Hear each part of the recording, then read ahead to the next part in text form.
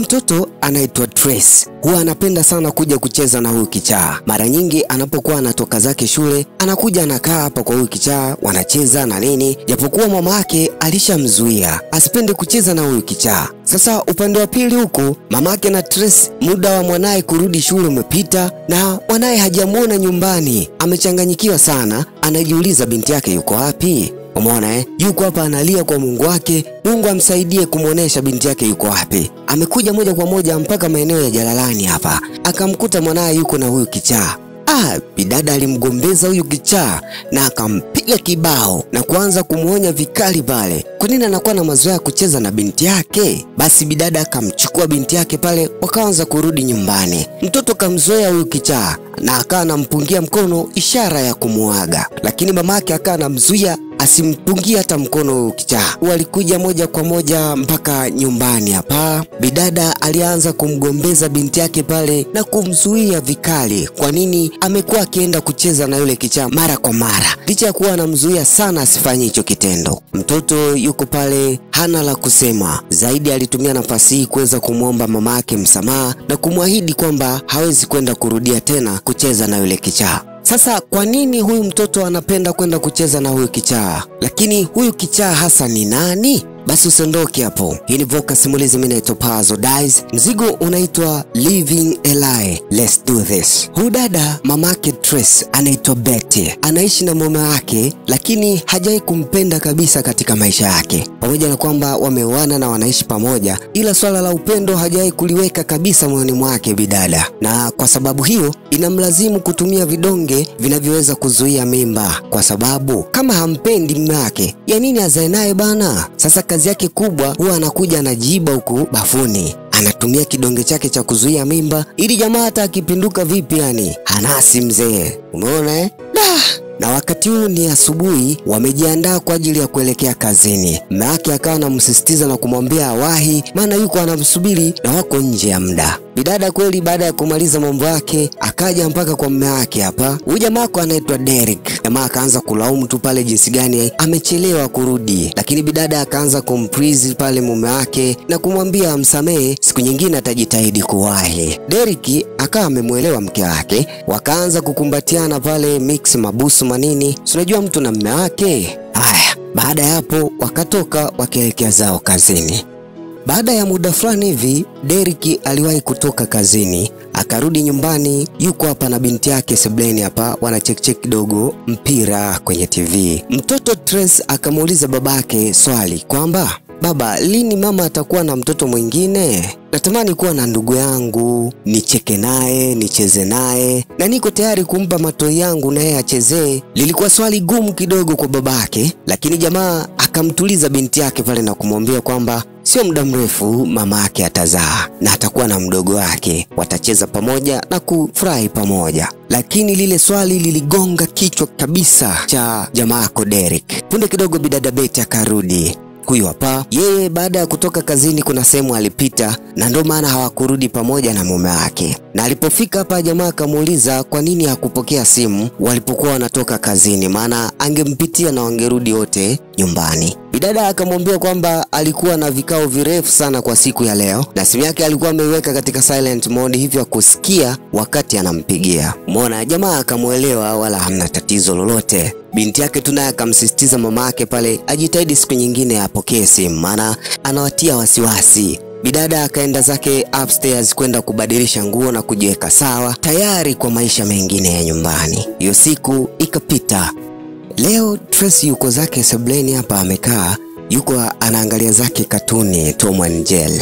Punde kidogo mlango ukagongwa. Alipoenda kufungua kumbe ni rafiki yake na mama yake wa kuitwa Olivia. Amekuja kidogo kuja kuwatembelea. Olivia baada ya kufika hapa akaanza kupiga story na mtoto Trace. Trace akaanza kumwambia tu Olivia pale mambo ya kitoto mixa kuomba chocolate na nini. Lakini Olivia akaanza kumdanganya kwamba chocolate inakuja, iko njiani, inakuja na mama yake. Wakati upande wa pili mama yake huyu hapa Betty yuko njiani anatoka zake kazini anarudi nyumbani. Lakini alipofika hapa huyu kichaa akamfuata bana. Baada ya kumfuata anasikia njaa sana. basi kama anaweza akawa na pesa ampatie ili aweze kwenda kuangalia chochote aweze kula. Sasa jamaa jinsi anavyoongea, bidada akawa anasikilizia hii sauti, mbona kama sio ngeni masikioni mwake, ni kama anaifahamu hivi. Akawa anamuuliza mshikaji, wewe unaitwa nani, jina lako? Lakini jamaa akawa hataki kuongea zaidi tu, akawa anamsisitiza aweze kumpatia chochote ili aweze kula na jamaa ajichenge. Basi bidada alipoona misisitizo imekuwa mingi, akatoa kiasi cha pesa akampa mshikaji, alafu akapiga hatua mbele tatu, akaanza kujiuliza moyoni mwake kwamba hii sauti amewahi kuisikia wapi, umeona? Lakini hakujali sana kwa wakati huu, akaamua kuondoka zake nyumbani. Jamaa baada ya kuondoka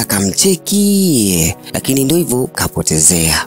Baada ya kufika nyumbani akamkuta rafiki yake Olivia yuko hapa na binti yake, akawasalimia pale na nini, kisha akatumia nafasi hii kuweza kumpatia mtoto wake zawadi aliyomletea, na akamwambia aweze kwenda chumbani kwake huko akaendelea na mambo yake, kwanza yeye amwache hapa anaongea kidogo na shoga yake. Mtoto akasikia maelekezo ya mama yake, kisha huyo akaondoka zake. Haya, baada ya mtoto Trace kuondoka, Betty akaamua kutumia nafasi hii kuweza kumweleza rafiki yake Olivia kile ambacho amekutana nacho huko barabarani, hususan kile cha yule kichaa. Akamweleza tukio zima jinsi lilivyotokea, na akamwambia kwamba ile sauti anaifananisha na ya mpenzi wake wa kwanza ambaye anaitwa Remy. Olivia akaanza kumshangaa tu rafiki yake na kumwambia kwamba aachane kabisa na hayo mawazo, kwa sababu Remy ni miaka kadhaa sasa hivi imepita tangu alipofariki. Haiwezekani, hicho kitu hakiwezi kuja kutokea. Lakini bidada akaendelea kung'ang'ana pale na kumwambia kwamba bana,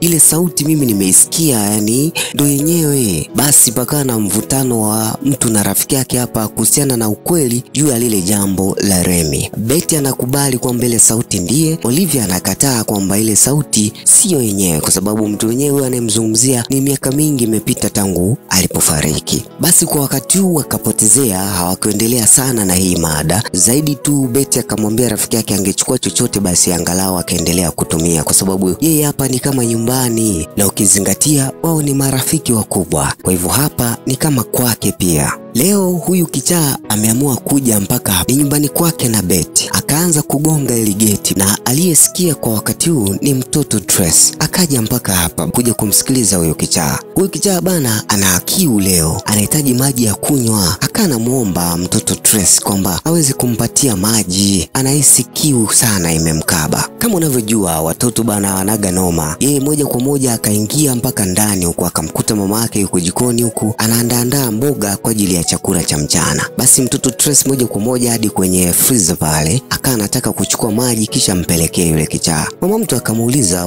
nataka nini?" Binti akamwelezea kwamba kuna kichaa pale nje anahitaji maji ya kunywa, kwa hivyo anataka kwenda kumpa. Bidada baada ya kusikia kwamba ni kichaa, akahisi ndio yule ambaye alikutana naye ile siku njiani kule, ambaye sauti yake ni kama anaifahamu. Alikuja mbio mpaka nje huko. Sasa yule kichaa baada ya kuona anakuja mtu mwingine tena, na hali yake anavyokuja ni kama ya kuhamaki hivi, hakutaka kukaa hapa bana, akakimbia na kwenda kujificha hapa. Baada ya kujificha, Betty akarudi hadi kwa mwanae hapa, kisha akaanza kumgombeza kwa nini anafanya mazoea na watu ambao hawafahamu. Isitoshe ni kichaa kabisa, atakuja kumdhuru kwa asipende kufungua mlango ovyo ovyo kwa watu ambao hawajulikani. Basi mtoto akawa amemsikia mama yake na wakarudi ndani wakaendelea na mambo mengine. Huyu kichaa baada ya kuona amerudi ndani, basi akatoka huko alikokuwa amejificha, akaamua kuondoka zake bwana. Huyu kichaa ni nani? Mbona anawafuatilia sana? Tuendelee kutazama na mimi tutajua tu huko mbele. Kile kitendo cha kichaa kuja nyumbani kwake kilimchanganya sana bidada Betty. Leo kaamua kuvutika moja kwa moja hadi kwa shoga yake Olivia, kisha kaanza kumwelezea tukio zima jinsi lilivyotokea, na akaendelea kusisitiza ile sauti ni kama ya Remy. Lakini bidada Olivia kana mkatalia kabisa rafiki yake aachane kabisa na hilo wazo. Remy alishafariki miaka mingi iliyopita. Mtu na rafiki yake hapa wakabishana, lakini mwisho wa siku wakashauriana jambo la kufanya ni kwamba apotezee tu. Haiwezi kuwa kweli, Remy alishafariki miaka mingi bana, kwa vyovyote vile hawezi kuwa hai. Haya,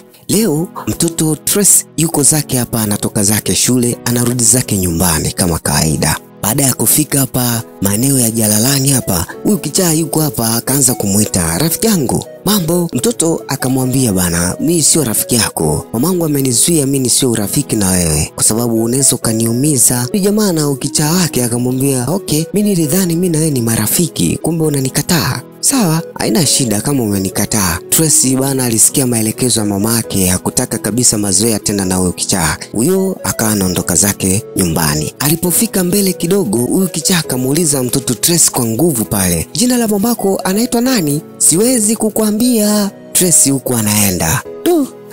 Hapa tunapata kitu kingine tena. Kwa nini huyu kichaa anataka kujua jina la mamake na huyu Tracy? Tuendelee kutazama. Leo hawa wanandoa wamejiandaa kutoka kuelekea kazini. Cha ajabu Betty akawa anamlazimisha mume wake kwamba leo bana anatamani wapite Morogoro Road wakati wanaelekea kazini, tofauti na ile njia ambayo wamekuwa wakipita siku zote. Sasa Derek akawa anashangaa, we, kwa nini tupite huko? Kuna kitu unataka kukiangalia? Amna, leo nina hamu tu ya kupita kwenye hiyo njia.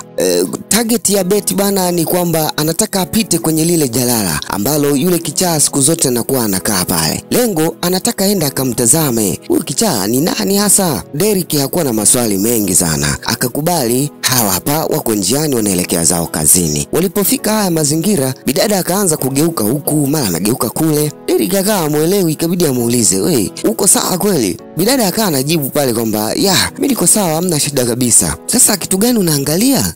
Kuna kitu tunaangalia. Mazingira naona ya kama leo hayako sawa hivi. Hayako sawa kati jana tu tumepita hapa. Tulipita kweli hapa?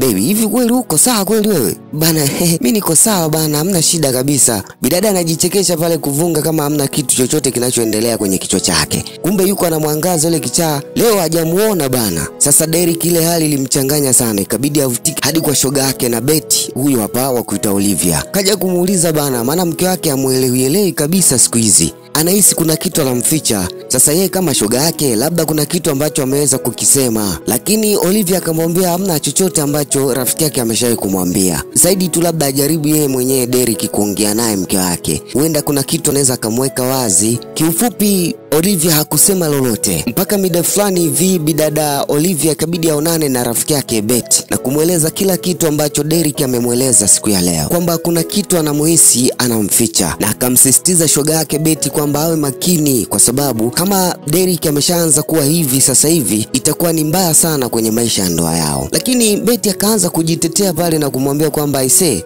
mimi kiukweli Derek simpendi, na kadri jinsi ambavyo tunaendelea kuishi, yani nakuwa nahisi kabisa Remy anakuja katika maisha yangu na ninakuwa najisi ni msaliti kabisa. Umeona Olivia akamuonya rafiki yake pale awe makini kwa sababu hii hali inavyoendelea itakuja kusababisha madhara makubwa kwenye ndoa yake. Isitoshe Remy alishafariki miaka mingi. Betty akamwambia kwamba lakini tangu amekufa hatujai kuona kaburi lake.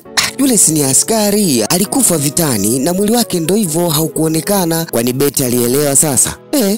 Tuendelee kutazama. Huyu Remy ni nani anayezungumzwa kwamba amekufa siku nyingi zilizopita? Sasa mida fulani hivi bidada Betty yuko zake nyumbani, anakumbuka jinsi ambavyo alikutana na Remy siku ya kwanza. Hii hapa, huyu jamaa anaitwa Remy, ni mwanajeshi ambaye hivi karibuni alikuwa anatarajia kuelekea zake nje ya nchi kwenda kulinda amani huko, na leo aliamua kabla hajaenda kwenye majukumu yake aje kumwambia Betty ukweli ulioko moyoni mwake. Amefika hapa akawa anamtongoza bana bidada Betty, lakini mshikaji akawa anahangaika hapa kuongea. Unajua kutongoza napo inahitaji kidogo ujasiri. Bidada akamwambia, we Mr. Askari, mbona inakuwa ngumu kuniambia kilichoko moyoni mwako? Jamaa akakaa kimya sekunde kadhaa hivi kisha akamwambia, aisee, kupigana vita ni rahisi sana, ila kuweza kumtamkia mtu unayempenda kwamba unampenda ni ngumu kidogo. Bidada akashangaa kinoma ile kauli na kuendelea kumsisitiza jamaa wako hapa aweze kumfungukia anachotaka kumwambia. Mwamba akamwambia, sinishakwambia tayari.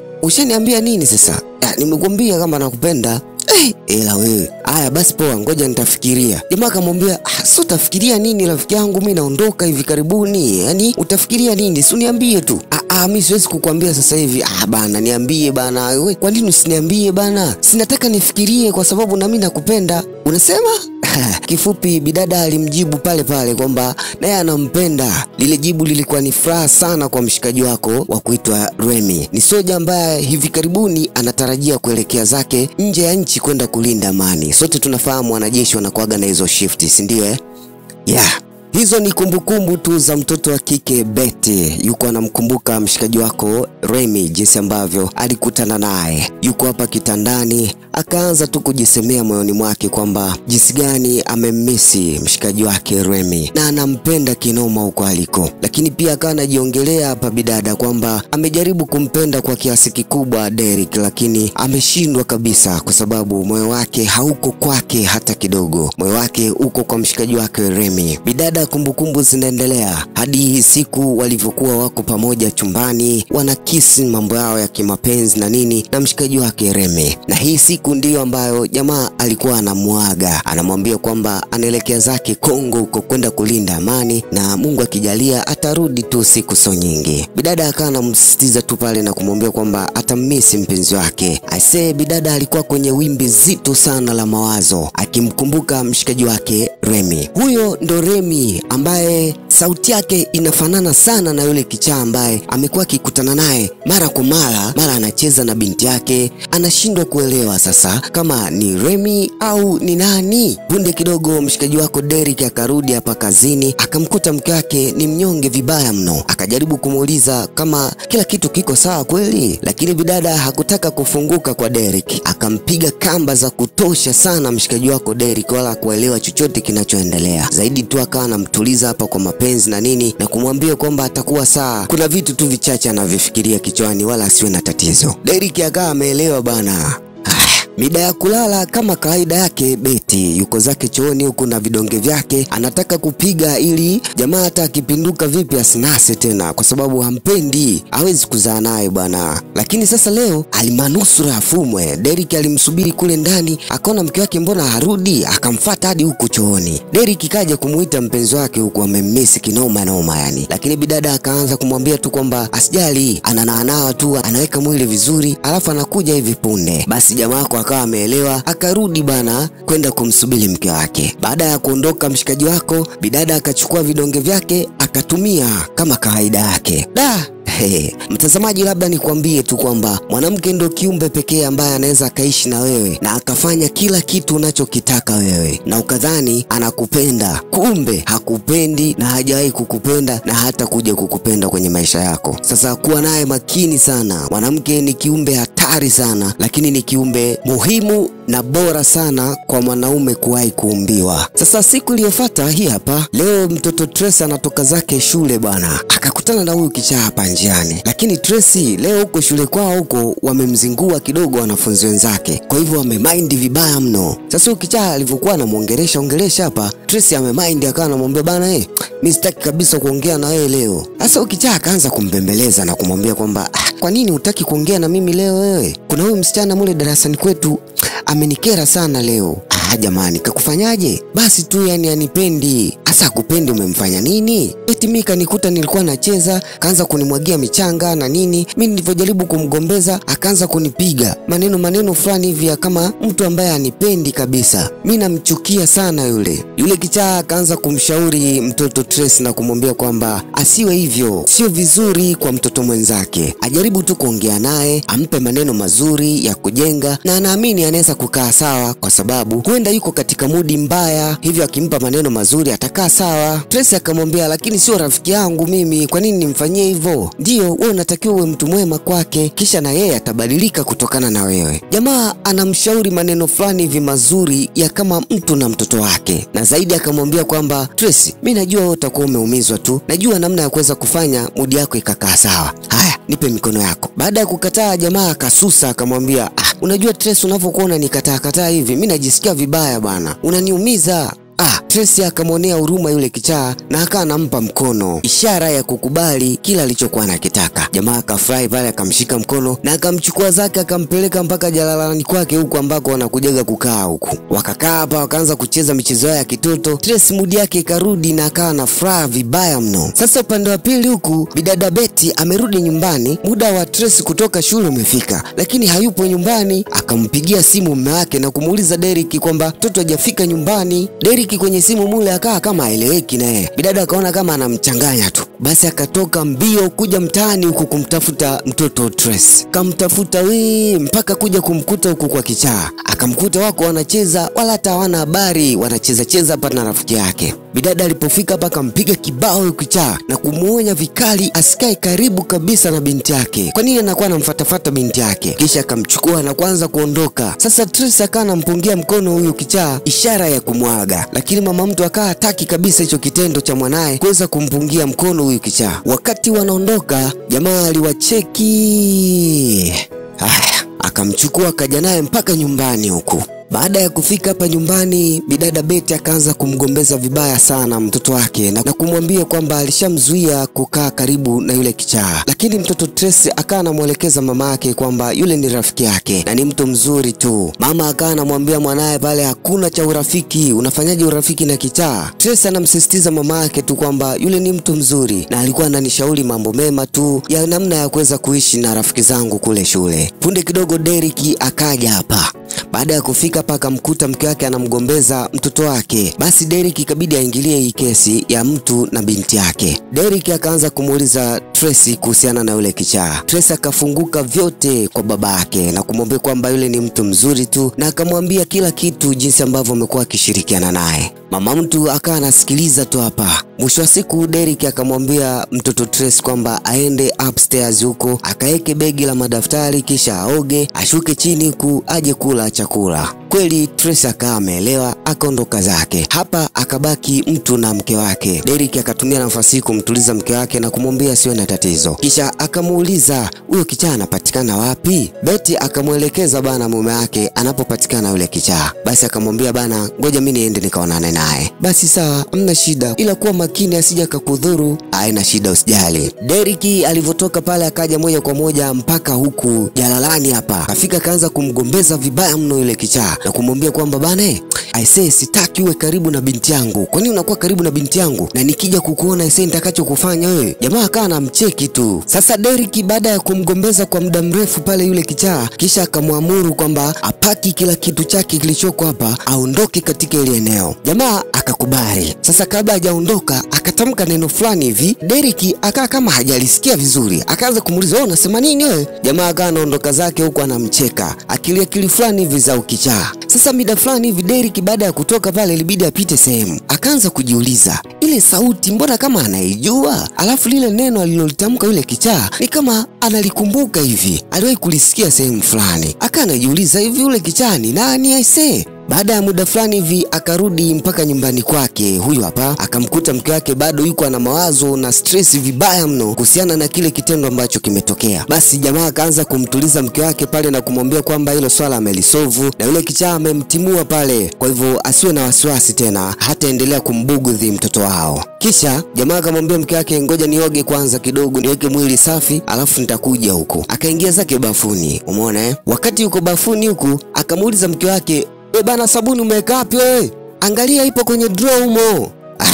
Sasa jamaa wakati anatafuta sabuni ili aweze kuoga, kuna kitu akakutana nacho bana kwenye ile drawer, akawa hakielewi hiki ni nini. Ikabidi aje kuchukua maelezo kwa mke wake. Akaja nacho hadi hapa, akamuita mke wake kisha akaanza kumuuliza, Betty, hiki ni nini? Bidada akaanza tu kujibalaguza tu. Ni zile dawa ambazo amekuwa akitumia siku zote za kuzuia mimba. Na jamaa anahangaika siku zote kutafuta mtoto mwingine, alafu kumbe yeye anatumia dawa za kuzuia mimba. Mshikaji alianza kumuuliza pale maswali mengi na magumu. Bidada hakuwa hata na la kujibu. Mshikaji alianza kumfokea pale. Alimfokea vibaya mno. Sasa unajua nini kiliweza kujiri baada ya hapo? Lakini ni nini basi hatima ya yule kichaa? Usikose kufuatilia sehemu ya pili ya Tambala ili hapa ili. Mzigo tutauachia Jumatano Novemba 19, 2025 saa 1 kamili usiku kama kawaida yetu. Kama ni mara yako ya kwanza basi nakusii uweze kusubscribe ili tutakapodondosha mwendelezo hapa huu unakuwa wa kwanza kuweza kuupata, au vipi Mimi tu Puzzle Dice ni Voka simulizi kama kawa. Tukutane Jumatano. Bye bye.